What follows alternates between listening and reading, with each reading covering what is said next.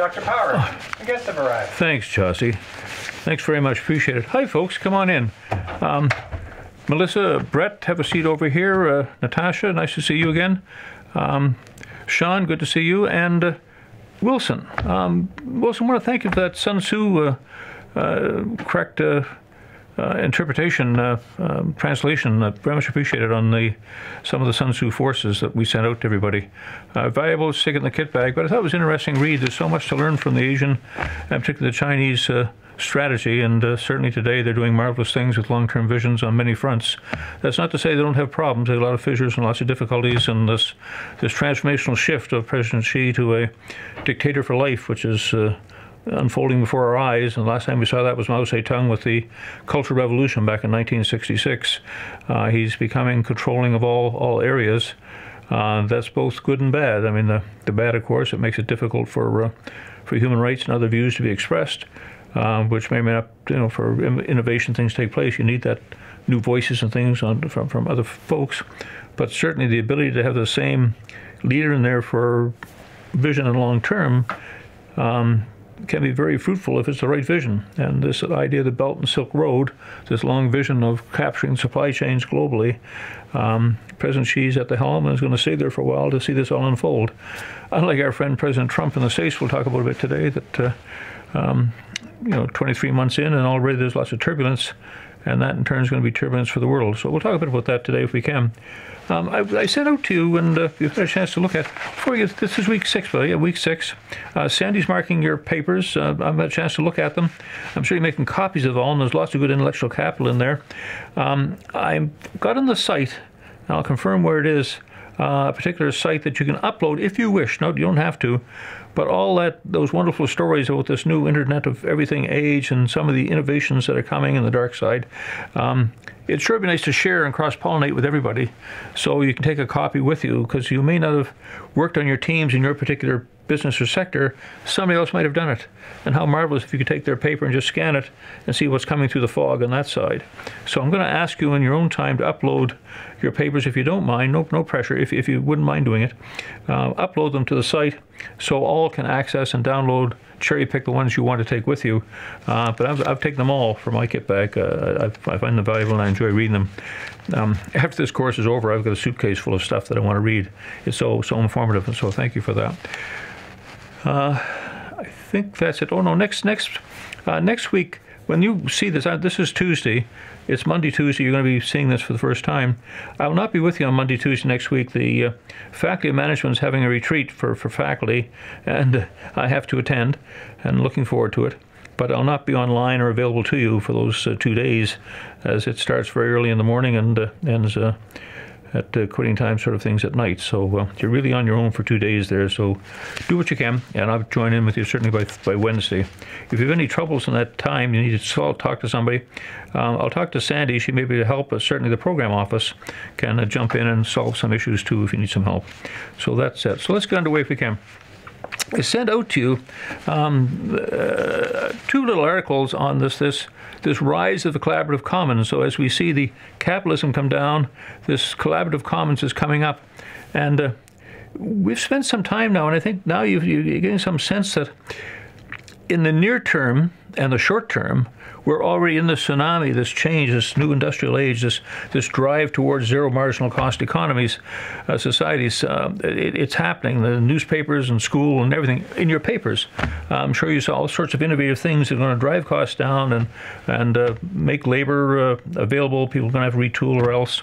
And it's sort of a different sort of shift, a different sort of world that we're going into. And so I want you to think long and hard about this, just as you thought about the short term and near term and some of the immediate impacts of the Internet of Everything on everybody's life and every business, every sector. Long term, mid-term to long term out, it's going to really change the economic and societal factors for this nation and for your businesses and for all nations and all businesses. And so we have to think, what are those changes going to look like and what difference? And I tell you, as sure as I'm sitting here, I may not be around in the 10 years, but certainly you will be. And your kids absolutely will be. And their world is going to look completely different. And their values are going to be completely different. And capitalism to them will be something of in the past, I suspect, in the rearview mirror, and they'll be living under new rules, new ways to, new perspectives, new mental models is their environment.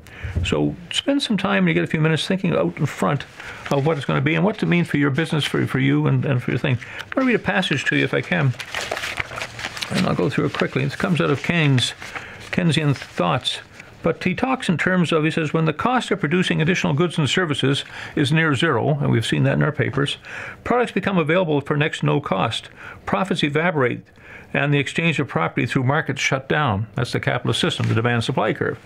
He goes on to say, through this state represents the triumph of capitalism, it also marks the obsolescence and passage of capitalism from the world stage.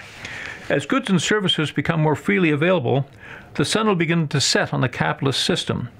Capitalism is designed to manage resources within a closed system of scarcity, demand and supply we talk about, and is thoroughly ineffective in organizing the economic life of a society in which access is valued over ownership, transparency over privacy, collaborative co-creation over competition. And we've seen that already in our papers. The foundational principles of and philosophies upon which capitalist system is based, that those things Marx talked about, the private property and wage labor and profit-driven competition and debt-based financing, are no longer relevant under these new conditions. It's empowered and driven by recent technological innovations, like we put in your papers, and this new economic system is now going to emerge that's better suited to organizing society based on sustainability and abundance rather than scarcity. Wow. Now you've got that. I sent you this paper out. So take a few minutes and read about that and think about what, if this is true, what does it mean 20 years out for us by 2050, when all these artificial intelligence come into place and autonomous cars come into place and food is grown in tall stacks, in-house solar power. Energy is almost free. Fusion possibly by then, but certainly the sun will be harnessed and the cost of electricity, energy comes down. And all of a sudden, we don't need all the workers that we have.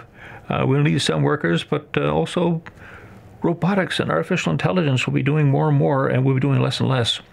And so it's a brand new world that needs to be organized and how we're going to deal and relate to each other. And the mental model won't be any longer, what do you make, and that's why I put the value on you.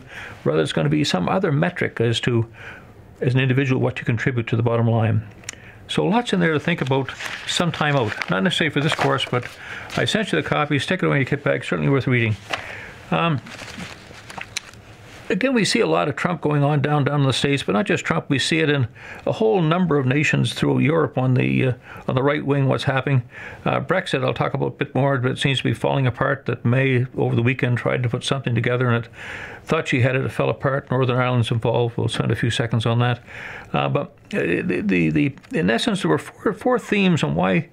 It's not that Trump is a great politician. It's just the right time and the right place for all these people that are percolating. And there are four themes. One is the economic realism, that it's a hard-headed focus on getting, in America's case, getting industry to come back, get Apple and the rest that are outside, reducing the tax barriers to allow them to repatriate their profits and get back into America. It's about removing regulations so you can start rebuilding the manufacturing, the industry within your country, as which Canada should be doing, and maybe we're not. Free trade, again, pragmatic. Yes, we want free trade, but fair trade. The idea that the playing field has to be level. And again, I use the American illustration that they were half a trillion dollars short every year in the exchange back and forth, almost mercantilism with China and America. They were $500 billion short-suited each and every year, which gave unfair advantage to the Chinese. And so that's another reason why these organizations are doing well. The other idea is simply the concept of nationalism.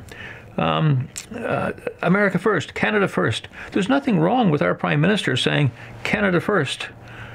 Certainly China does that. I mean, the Chinese, and maybe Wilson can support today, that if push comes to shove on contracts and things like that, notwithstanding we have a contract, their first loyalty is going to be to the family, then to the state, and then to whatever says in the contract to third external parties.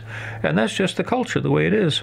And so there's nothing wrong with, in my mind, but I could be standing corrected on this, with a nation standing up and saying, Britain first for Britons. And then if go from there. This idea of a globalism that Britain's rights to fish in the North Sea, which is one of the issues they broke away, were taken and given to the Norwegians after several hundreds of years of Brits fishing there, saying, no, you can't fish any longer, we're going to pass it over here by this party in Brussels. It's upsetting a lot of people. And finally, the immigration factor, the idea that we certainly need immigration. We've talked this ad nauseum, I think, in our class right now. But some of us believe that there's not room necessarily for low-skilled workers. There's got to be a fit. There's got to be some value added. There's got to be merit-based. It's got to make sense. It just can't be a floodgate. The time you read this next week, I think the first, from my readings, the first of the folks arriving on the doorstep of America and Mexico are going to be pounding there to come on in by the thousands.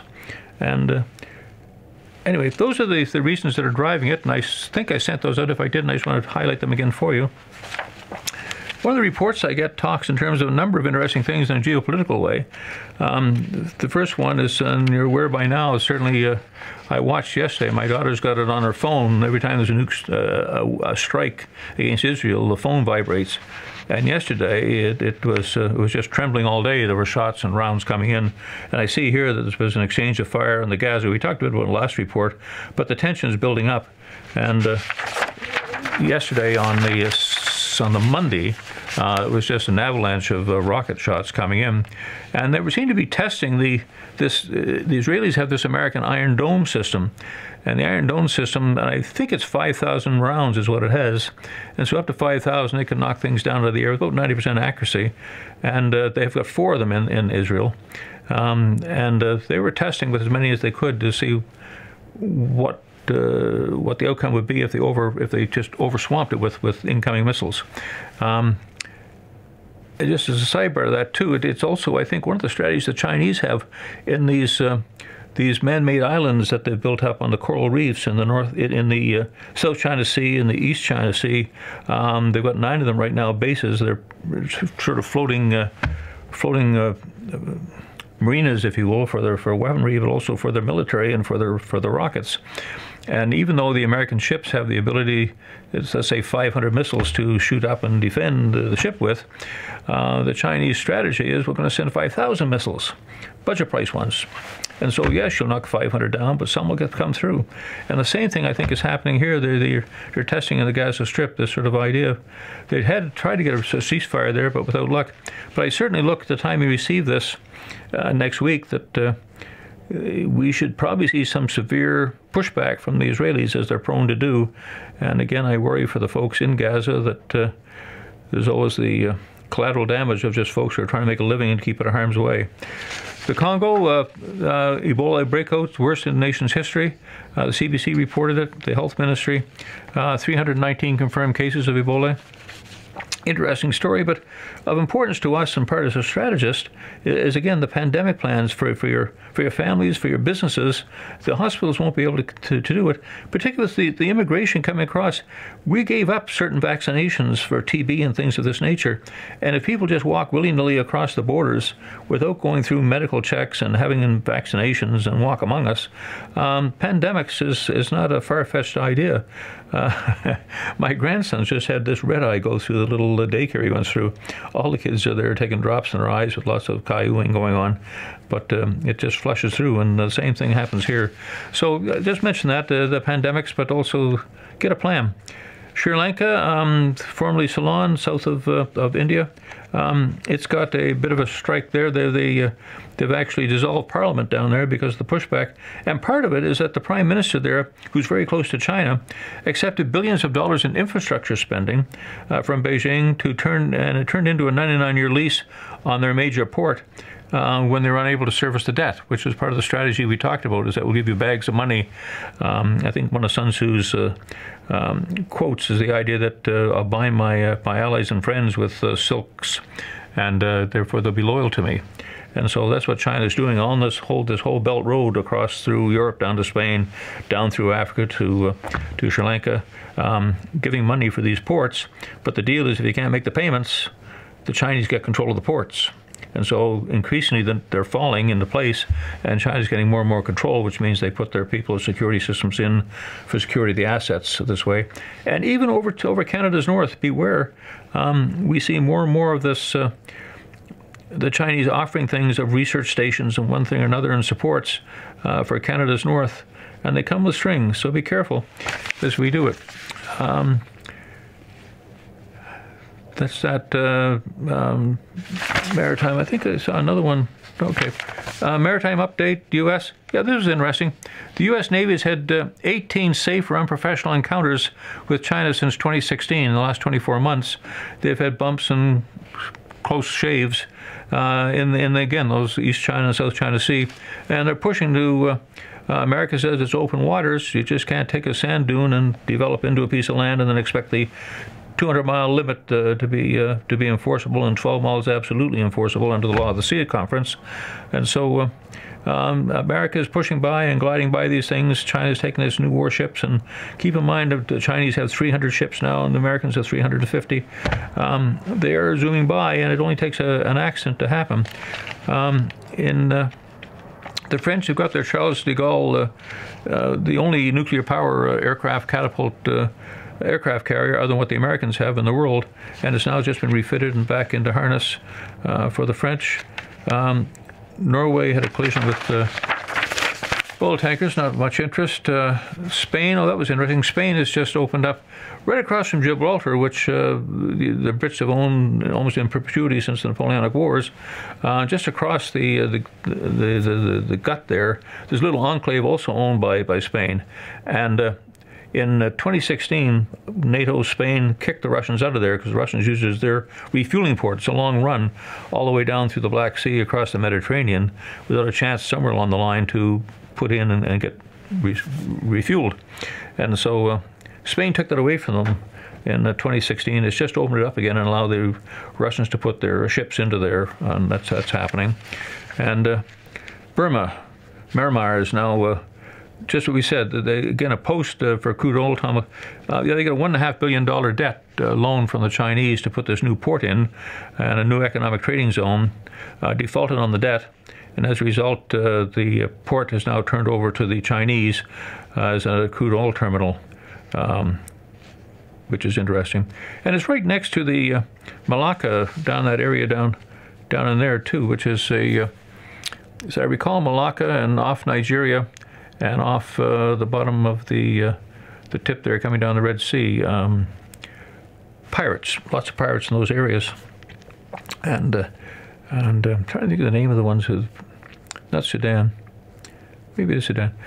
Anyway, the pirates off, I'm going to say Sudan, I could be wrong, whatever the one is down at the Red Sea in particular, the challenge there, of course, is that they come out in the fishing boats and they attack the oil ships and other ships going around the corner, and with some success occasionally grab one of them and hold it up for ransom and get some money, and often they're shot and killed in the exercise.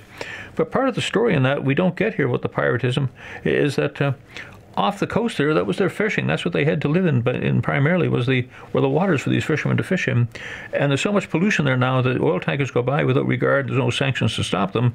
They empty their bilges and do whatever they want to do and throw stuff over the side. So they destroyed the fishing zone. And so no surprise when your family's hungry, you go out there and you can't charge taxes on these things going through your waters. So you grab one or two of them, and I'm not making excuses for them, but they turn to piracy to get some money back in to feed their families. It's not in the paper. It's driving insurance companies' rates up dramatically, and pirates are bad things. But sometimes another view of the hand, we should just think for saying, why are they pirates all of a sudden, and what's creating this? And that's part of the reason. Anyway, that was an interesting little tidbit. Today in the paper, what do we have of interest? Ottawa's, this is challenging. Ottawa's pursuing a broad trade deal with China. And they're going so far, they're setting out certain sectors of our economy that we think we can do some business, like trade, and not trade, but like tourism, etc. We talked about academics, those areas where we can collaborate and put in place agreements, trade agreements. And there's some talk we might even try to expand that to a full trade agreement, a NAFTA-like agreement, a full trade agreement with China. And there's lots of ripples coming from that, because right now the relationship between Plato and Aristotle, between Trudeau and Trump, it is like oil and water right now, and it's we need to decouple from America. There's no question, because you can't have that bullying aspect when time comes for a NAFTA agreement to be don't have other options available. But we have to think carefully as we walk down this very fine line of close relationships with China. It comes at a cost, I think, with our relationships with America. And no wrong or right answers, but we need to do this thing properly. We need to think about it in some thoughtful way as to what's best for Canada. Again, that nationalism point of view, what's best for Canada. Italy's got a consensus going for Libya. Libya's a failed state right now since the Americans went in with Gaddafi and removed him as a strong leader. The state itself has been a completely disarray, running of different elements, different constituencies in there. Rival powers, both east and the west of the country, are fighting each other all the time. And so they're trying to bring, and there's militias in there running around, they're trying to get some measure of control. So Italy headed up a group of folks, countries to come in to see what we could do about getting Libya stable again. And it has to be stable because the problem with Libya, of course, it's the underbelly for Europe, and the immigrants are just flooding across Libya and coming into Italy and Corsica and those other little places, and so they're quite concerned that they'd like to see a good, stable country that they can do some vetting and holding and borders to stop them just flooding across, grabbing a boat and getting across and being picked up by human rights folks and then just dropped off in Italy. And so that's what's motivated them anyway to get involved in Libya, and it's happening. And we talked about the heavy fire down below with Hamas going on. Yeah, this was interesting too. Top staffer. Ford has taken his chief of staff and has sent him around to the Ontario Power Generation Board to remove one of the executives who just was appointed to that role. And it was a political appointment, but the point is that Ford didn't want that particular individual appointed by an external party to the power board. And so what's happened is he sent his chief of staff around to say to the board of directors for the Crown Corporation, fire him, we don't want him. And so he's still on staff there, but it's a bigger issue, these Crown corporations and political appointments and the trough mentality. I've known people who've gone through the system right straight through from political bagman to political staffers to chief of staffers to lieutenant governors who have gone through the whole system, and they seem to never leave the public trough. And so that issue we could talk a little bit about, but also the side here is the Crown Corporation. The government's put this Crown Corporation in place, and again in our province, ICBC, BC Hydro, BC Ferries, it just goes on and on. And they set these things up as shields, so if something goes wrong with your power bill, you don't like it, you don't call the provincial government, you call BC Hydro, and they're your buffer. But it seems that the buffer is not really a buffer. It's something that goes wrong and the Premier doesn't want the buffer. They send the Chief of Staff down to talk to the board and motivate them to do what they want them to do. And so we could look a little bit about that today. And also part of this idea is, should these Crown corporations still be government? I mean, they're just another way to diffuse hidden taxes. All these Crown corporations kick back money as demanded by the general revenues. As I say, in our province, some of them are up to $500 million a year come flowing back into general revenues as a hidden tax. And maybe we should just privatize them. ICBC insurance, the highest insurance in the world, with all these little add-ons, bells and whistles they're adding right now in our province. Is it time to privatize some of these Crown corporations? And to help you in that, I put in the bonus section a fabulous 6-hour video. Get the popcorn out, and you may not have time for it. But if you really want to understand how the pendulum swings between the state and the private sector, the commanding heights, who controls the power corporations and the ICBCs, and it floats back and forth, Plato and Aristotle. And there's a whole story in there. It takes you right from the Bretton Woods Agreement in 1944 straight up to the modern time in little segments. And if you want to sit and have clips and understand about when Nixon took us off the gold standard and the Bretton Woods Agreement and George Soros and 1956, the collapse of the British pound, all that's in there, economic history, the rise of the environmentalist Friedman, and who was Margaret Thatcher's economist. He'll come to me. Anyway, it's worth seeing. So it's in there in the section. If you're interested, go back and have a look at it. If not, take a copy with you. But it's called Commanding Heights.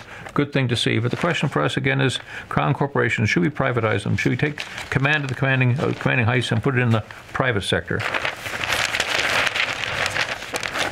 Irish border. Yeah, this is the thing. Prime Minister May thought she had an agreement this past weekend. You're seeing it a week later now. It fell apart. Largely in part because of northern Southern Ireland. And I come from Southern Ireland, County Cork, Waterford area. And we've got a border up there, and the Northern Ireland very much want to stay in the European Union. And of course, if Britain takes the United Kingdom out of the European Union, then they must put up a hard border, an open border there for them to come so people can still walk into the European Union through Northern Ireland. And so that's what it's all about. And she's in power because I think of 10 MPs have signed up and give her coalition the support she needs to stay in power. But it's all falling apart. It's unwinding. And so by the time you read this, you may see some of her cabinet ministers are walking away. By the time you read this, it does not look good for Brexit. And part of it is this Irish thing to understand how this is all going to play out. I think I've told you the Irish have saved Western civilization. You just have to Google that and you'll see the data for that. Ontario's target tax, oh yeah, this is interesting.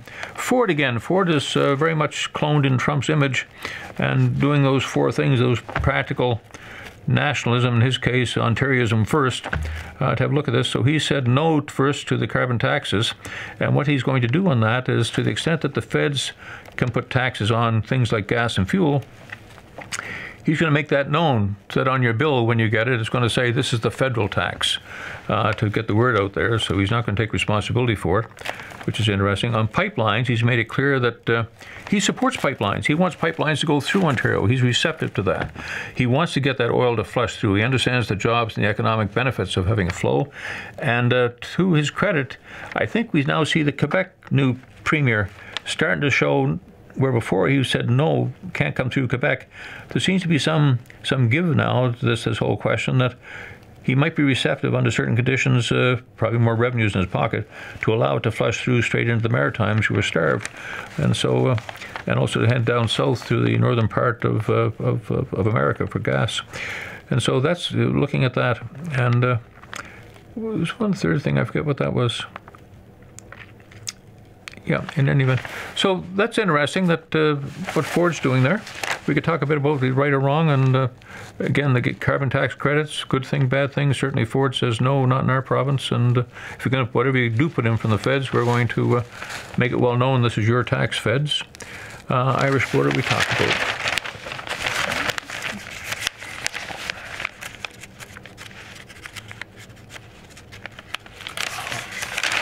Yeah, the economist's name was Hayek, by the way. Hayek. He was there with Margaret Thatcher in 1978. Trade deal. This is troubling.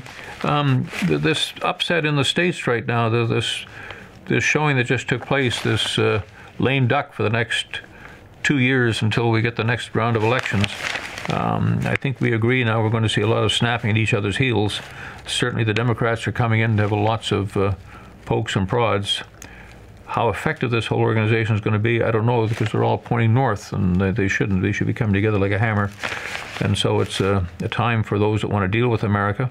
Kim Jong-un, I think I read somewhere that they've found a whole bunch of new places they suspect are 15 missile batteries that weren't there before now up, which is troubling. China, we talked about negotiations with trade agreements. President Xi's has a stronger hand right now in dealing, I think, with Trump, because he doesn't have all the support, can't necessarily bring through the things he thinks he can bring through with the House going in different directions. And the concern for Canada is this idea of NAFTA. NAFTA has yet to be ratified. We've got the leaders saying NAFTA, we've signed off on it, we've put a lot of energy in, with Christina going down and getting this piece of paper put together. But if it doesn't get snapped into place before January and approved by the House down there, etc., the Democrats may well rip it apart, in which case it means nothing. And we have the NAFTA agreement we've got notice on. So the whole thing's in disarray, and this uncertainty enters one more time around for trade, and that's not good for our businesses, for our economies. So watch for this uncertainty for your strategies and going forward, what it's going to mean to us. This threw me off for a loop. I don't know if you can see it or not today, but it's part of my news I'm reading. And the article goes on to say that BC natural gas is in short supply, and it says reduce your use. I started reading through the article saying, well, that's interesting. I didn't know we were short gas because we've got so much of it off our coast that's still tapped and not brought ashore because of environmental concerns. We get all sorts of gas. But I'm reading through this, I'm getting quite concerned. And then they go and tell me I have to turn my thermostat down just to make sure I'm cold, to turn it down. But what it's all about, folks, is up top in fine print you can hardly make out, is this is an advertisement. And this is all about pipelines coming through BC to win the hearts and minds of BCers who didn't see the word advertising up above. We just know we need more gas based on this. And it's truth in advertising. BC Hydro, government controlled again. Well, Crown Corporation. One more little shot. We're getting close to time here. Lots of mergers and acquisition taking place in pot. Apple drags tech stock back into sell-off territory. What was that all about? Oh, yeah.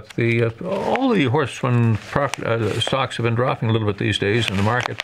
But interesting to me, as I sent out, I think, is a new app, a Chinese app that is going to rival Facebook and Apple, but it's budget-priced approach to it. It's crowd-based, and it's taking off exponentially.